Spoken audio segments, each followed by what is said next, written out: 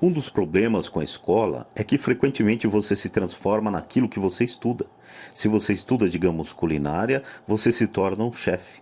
Se você estuda direito, você se torna um advogado. E se você estuda mecânica de automóveis, você se torna um mecânico. O erro de tornar-se aquilo para o qual você estuda é que muitas pessoas se esquecem de cuidar de seu negócio. Elas passam a vida cuidando dos negócios de outras pessoas e enriquecendo essa pessoa. Para ter segurança financeira, a pessoa precisa cuidar de seu negócio. Seu negócio gira em torno de sua coluna de ativos, em oposição à sua coluna de renda. Como dito anteriormente, a regra número um é conhecer a diferença entre um ativo e um passivo e comprar ativos. Os ricos se concentram em coluna de ativos, enquanto os demais se preocupam com a demonstração de renda.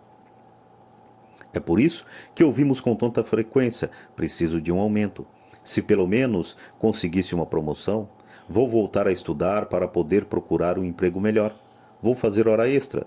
Quem sabe consigo mais um emprego. Vou me demitir em 2 semanas. Encontrei um emprego com salário maior.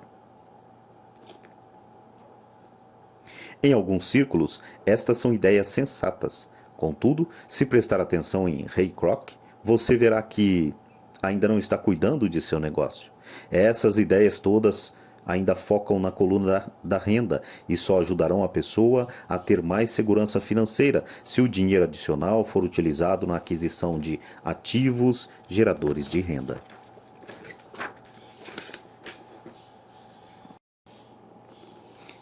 A principal razão pela qual pobres e classe média são conservadores, do ponto de vista financeiro, o que quer dizer não posso me arriscar, é que eles não têm um embasamento financeiro, apenas agarram-se a seus empregos, fazem o que é seguro. Quando o corte de pessoal se tornou a coisa a ser feita, milhões de trabalhadores descobriram que seu chamado maior ativo, sua residência, os estava comendo vivos. Seu ativo, chamado de casa, ainda lhes custava dinheiro a cada mês. Seu carro, outro ativo, os devorava. Os tacos de golfe guardados na garagem e que tinham custado US$ 1.000 já não valiam isso. Sem segurança no emprego, não tinham nada a que recorrer. O que eles pensavam ser ativos não os podiam ajudar a sobreviver em época de crise financeira. Imagino que todos nós já tenhamos preenchido uma ficha de cadastro para solicitar um financiamento bancário para comprar um imóvel ou um automóvel. É bem interessante olhar para o item patrimônio líquido. É interessante porque é isso que os bancos e as práticas contábeis aceitam como ativo de uma pessoa. Certo dia, minha posição financeira não parecia muito boa para obter um crédito, de modo que incluí meus tacos de golfe, minha coleção de arte, livros, aparelho de som, televisão, ternos Armani, relógios de pulso, sapatos e outros objetos pessoais, a fim de aumentar o montante da coluna dos ativos. O empréstimo, entretanto, foi recusado porque eu tinha muito dinheiro investido em imóveis. Os responsáveis pela concessão de empréstimos não gostaram do fato de eu obter uma parte tão grande da minha renda com apartamentos alugados. Eles queriam saber por que eu não tinha um emprego normal, com um salário. Eles não questionaram os termos Armani, os tacos de golfe ou a coleção de arte. A vida, às vezes, é dura para quem não se encaixa no perfil padrão. Tenho arrepio sempre que ouço alguém falar para mim que seu patrimônio líquido é de US$ 1 milhão ou de US$ 100.000 ou qualquer outro valor. Um dos motivos por que o patrimônio líquido não é um indicador acurado é simplesmente porque no momento em que você começa a vender seus ativos, seus ganhos são tributados. Muitas pessoas se envolvem em dificuldades financeiras quando sua renda é reduzida. Elas tomam empréstimos, elas vendem seus ativos. Primeiro, seus ativos em geral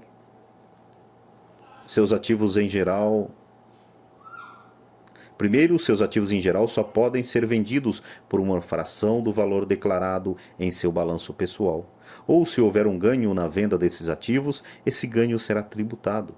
De modo que, repito, o governo pega uma parte dos ganhos, reduzindo assim o montante disponível para auxiliá-las a sair da dívida. Por isso, costumo dizer que o patrimônio líquido de alguém frequentemente vale menos do que ele pensa. Comece a cuidar de seus negócios. Fique no seu emprego, mas comece a comprar ativos reais, não passivos ou objetos pessoais que não têm valor real, uma vez que você os leva para dentro de casa. Um carro novo perde cerca de 25% do preço que você paga no momento em que sai da concessionária. Não é um ativo verdadeiro, mesmo que seu banco permita que você o liste entre seus ativos. Meu novo taco de titânio, que custou US$ 400, passou a valer US$ 150 no momento em que pisei no campo de golfe. Para adultos, a lição é manter reduzidas as despesas, reduzir os passivos e formar diligentemente uma sólida base de ativos. Para os jovens que ainda não saíram de casa, é importante que seus pais lhe ensinem a diferença entre ativos e passivos. Faça com que seus filhos comecem a construir uma firme base de ativos antes que eles saiam de casa. Casem, comprem casa, tenham filhos e se encontrem em uma situação financeira difícil, agarrando-se a um emprego e comprando tudo a crédito. Vejo muitos jovens casarem e se verem aprisionados num estilo de vida que não lhes permite sair do atoleiro das dívidas durante a maior parte dos anos de trabalho. Frequentemente, quando o último filho sai de casa, os pais constatam que não se prepararam adequadamente para a aposentadoria e começam a tentar pôr de lado algum dinheiro. Então, seus próprios pais adoecem e eles se deparam com novas dificuldades. Qual o tipo de ativo que sugiro a você ou a seus filhos adquirirem?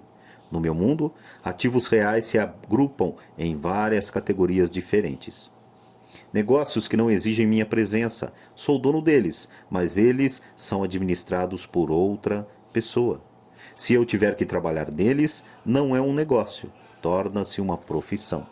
Ações, títulos, fundos mútuos, imóveis que geram renda, promissórias, royalties de propriedade intelectual como música, escritos, patentes, tudo que tenha valor, gere renda ou se valorize tenha um mercado líquido.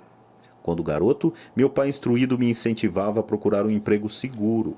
Meu pai rico, por outro lado, me incentivava a começar a adquirir ativos que me agradassem. Se você não gostar deles, você não cuidará deles. Comecei a adquirir imóveis simplesmente porque adoro prédios e terrenos. Gosto de comprá-los. Poderia buscá-los o dia todo. Quando surgem problemas, não são tão graves que mudem meu apreço pelos imóveis. Pessoas que detestam imóveis não deveriam comprá-los. Adoro ações de pequenas empresas, especialmente aquelas que estão iniciando suas atividades. A razão é que sou um empreendedor, não um homem de grande empresa. Quando jovem, trabalhei em grandes organizações como a Standard Oil da Califórnia, a Marinha nos Estados Unidos e a Xerox Corp. Apreciei o tempo que lá passei e tenho boas lembranças. Mas eu sabia lá no fundo que não era um homem de organização. Gosto de iniciar empresas, não de dirigi-las.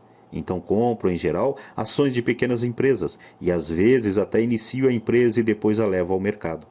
Podem-se fazer fortunas com a emissão de novas ações e eu gosto desse jogo. Muitas pessoas têm medo de pequenas empresas e as consideram arriscadas, e de fato o são.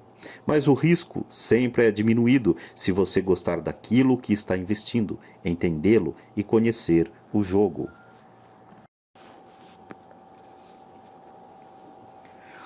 Com pequenas empresas, minha estratégia de investimento é desfazer-me das ações no prazo de 1 ano. Por outro lado, minha estratégia para os imóveis é começar com pouco, depois trocá-los por imóveis maiores e, portanto, adiar o pagamento dos impostos sobre os ganhos. E isso permite que seu valor aumente acentuadamente. Costumo ficar com os imóveis menos que 7 anos. Durante anos, mesmo quando eu estava na Marinha ou na Xerox, fiz o que aconselhava meu pai rico. Fiquei no emprego, mas ainda assim cuidava dos meus negócios. Estava atento à minha coluna de ativos, negociava com imóveis e ações. Pai rico sempre destacava a importância da alfabetização financeira. Quanto melhor eu entendesse a contabilidade e a gestão do dinheiro, melhor eu poderia analisar investimentos e, por fim, construir minha própria empresa.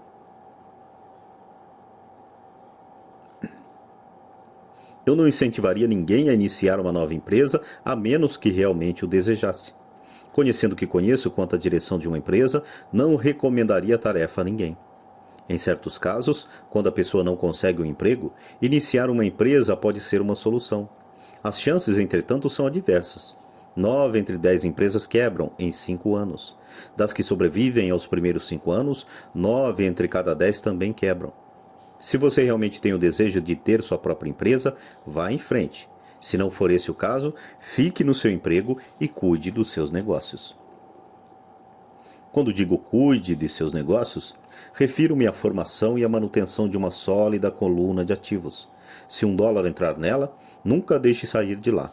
Pense deste modo: uma vez que $1 entra na coluna dos ativos, ele se transforma em seu empregado. O melhor dinheiro é que ele trabalha 24 horas por dia e pode fazê-lo durante gerações. Fique no seu emprego, seja um ótimo empregado, mas construa essa coluna de ativos. À medida que seu fluxo de caixa cresce, você pode comprar alguns artigos de luxo. Uma distinção importante é que os ricos compram os artigos de luxo por último, enquanto os pobres e classe média tendem a fazê-lo antes. Nos Estados Unidos, os pobres e a classe média frequentemente compram itens de luxo para casas grandes, diamantes, peles, joias ou barcos, porque desejam parecer ricos. Parecem ricos, mas na verdade estão afundando em dívidas. As pessoas que já têm dinheiro, os ricos a longo prazo, constroem primeiro sua coluna de ativos. Então, com a renda gerada por sua coluna de ativos, compram os artigos de luxo. Os pobres e a classe média compram os artigos de luxo com o seu próprio suor, sangue e com a herança de seus filhos. Um luxo verdadeiro é uma recompensa por ter investido e desenvolvido uma coluna de ativos. Por exemplo, quando minha mulher e eu auferimos uma renda maior com nossos apartamentos, ela comprou sua Mercedes. Ela não fez nenhum trabalho extra ou arriscou sua parte, porque os imóveis compraram o carro. Contudo, ela teve que esperar durante 4 anos enquanto o portfólio de imóveis crescia e finalmente começou a gerar suficiente renda extra para pagar o carro. Mas o luxo, o Mercedes, foi uma verdadeira recompensa. Ela provou que sabia como aumentar sua coluna de ativos. Esse carro significa muito mais para ela do que apenas um carro bonito. Significa que utilizou sua inteligência financeira para adquiri-lo. O que muita gente faz é comprar compulsivamente um carro ou outro bem de luxo a crédito. Podem estar se sentindo entediadas e desejam apenas um brinquedo novo. Comprar um luxo a crédito leva alguém, mais cedo ou mais tarde, a se ressentir desse luxo, porque o endividamento se torna um ônus financeiro. Depois que você dedicou seu tempo e investiu em seus negócios, está pronto para acrescentar o toque mágico, o maior segredo dos ricos, o segredo que põe os ricos muito à frente da multidão. A recompensa no fim da estrada por ter dedicado diligentemente seu tempo para cuidar de seus negócios. Capítulo 5. Lição 4. A história dos impostos e o poder da sociedade anônima. Lembro-me de ter ouvido na escola a história de Robin Hood. Meu professor pensava que fosse uma maravilhosa história de um herói romântico, tipo Kevin Costner, que roubava dos ricos para dar aos pobres. Meu pai rico não via Robin Hood como um herói, ele o chamava de bandido. Robin Hood pode ter desaparecido há muito tempo, mas seus seguidores perduram. Quantas vezes ouço as pessoas dizerem: por que os ricos não pagam por isso? Ou, os ricos deveriam pagar mais impostos para atender a pobreza. Essa ideia de Robin Hood, ou de tirar dos ricos para dar aos pobres, é que provoca os maiores sofrimentos para os pobres e para a classe média. A razão pela qual a classe média paga impostos tão pesados está no ideal de Robin Hood. Na verdade, os ricos não são tributados. É a classe média que paga pelos pobres, especialmente a classe média alta e instruída. Novamente, para entender bem como tudo acontece, precisamos adotar uma perspectiva histórica. Precisamos conhecer a história dos impostos. Meu pai, muito instruído, era especialista em história da educação. Já meu pai rico se tornou um especialista na história dos impostos. Pai rico explicou a Mike e a mim que, originalmente na Inglaterra e nos Estados Unidos, não havia impostos. De vez em quando eram lançados impostos eventuais para financiar guerras. O rei ou o presidente anunciavam o acontecido e convocavam todos para rachar a despesa. Impostos foram lançados na Grã-Bretanha para financiar as lutas contra Napoleão, de 1799 a 1816, e nos Estados Unidos para financiar a Guerra Civil entre 1861 e 1865. Em 1874, a Inglaterra instruiu um imposto de renda permanente para seus cidadãos. Em 1913, o imposto de renda se tornou permanente nos Estados Unidos com a adoção da 16ª Emenda à Constituição. Durante certo tempo, os americanos eram contrários aos impostos. Foi o excessivo imposto sobre o chá que levou ao famoso Tea Party no porto de Boston, um incidente que ajudou a desencadear a Guerra Revolucionária. Foram necessários cerca de 50 anos, tanto na Inglaterra quanto nos Estados Unidos, para se consolidar a ideia de um imposto de renda rotineiro. O que esses dados históricos não revelam é que, em ambos os casos, os impostos foram inicialmente lançados sobre os ricos. Era isso o que Pai Rico queria que Mike e eu entendêssemos. Ele explicou que a ideia de impostos se tornou popular e foi aceita pela maioria, divulgando-se aos pobres e à classe média que os impostos estavam sendo criados para punir os ricos. Foi assim que as massas votaram a favor da lei e ela se tornou constitucionalmente legal. Embora fosse imaginada para punir os ricos, na realidade acabou punindo aquelas pessoas que votaram a seu favor, isto é, os pobres e a classe média. Quando o governo sentiu o gosto do dinheiro, seu apetite aumentou, disse Pai Rico. Seu pai e eu somos exatamente os opostos. Ele é um burocrata do governo. Eu sou um capitalista. Quanto mais ele gasta e quanto mais gente ele contrata, maior será a sua organização. No governo, quanto maior sua organização, mais ele será respeitado. Por outro lado, dentro de minha organização, quanto menos gente eu contratar e quanto menos eu gastar, mais respeito obterei de meus investidores. É por isso que não gosto de gente do governo. Eles têm objetivos diferentes daqueles da maioria dos homens de negócios. À medida que o governo cresce, mais e mais dólares, saídos dos impostos, são necessários para sustentá-lo. Meu pai instruído acreditava sinceramente que o governo deveria ajudar as pessoas. Gostava de John F. Kennedy e especialmente da ideia do Corpo da Paz. Gostava tanto dessa ideia que ele e mamãe trabalharam para o Corpo da Paz, treinando voluntários para Malásia, Tailândia e Filipinas. Ele sempre lutava por doações adicionais e aumentos no orçamento, de modo que pudesse contratar mais gente, tanto no seu cargo no Departamento de Educação quanto no Corpo da Paz. Era essa a sua função. Desde meus 10 anos de idade, ouvia meu pai rico dizer que os funcionários do governo eram um bando de ladrões preguiçosos, e meu pai, pobre, falava que os ricos eram bandidos gananciosos que deveriam ser obrigados a pagar mais impostos. Ambos os lados tinham argumentos válidos. Era difícil trabalhar para um dos maiores capitalistas da cidade e chegar à casa onde o pai era um destacado líder do governo. Não era fácil saber em quem acreditar. Contudo, quando você estuda a história dos impostos, aparece uma perspectiva interessante. Como já disse, a aprovação dos impostos só foi possível porque as massas acreditavam na teoria de Robin Hood da economia, que era tirar dos ricos para distribuir aos demais. O problema é que o apetite do governo por dinheiro era tão grande que logo os impostos precisaram ser lançados sobre a classe média, e daí ir crescendo. Os ricos, por outro lado, viram nisso uma oportunidade. Eles não jogam pelas mesmas regras. Como já disse, os ricos já sabiam sobre as sociedades anônimas que se tornaram populares na época das navegações. Os ricos criaram a sociedade anônima como veículo para limitar o risco dos ativos a cada viagem. Os ricos colocavam seu dinheiro em uma sociedade anônima para financiar a viagem. A sociedade anônima, então, contratava uma tripulação para ir ao mundo novo em busca de tesouros. Se a embarcação se perdesse, a tripulação perdia a vida, mas a perda para os ricos se limitava apenas ao dinheiro investido em cada viagem.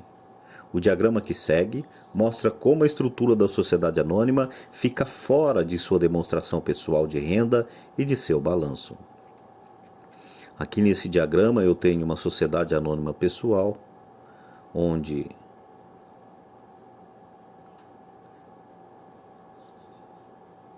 a despesa gera renda,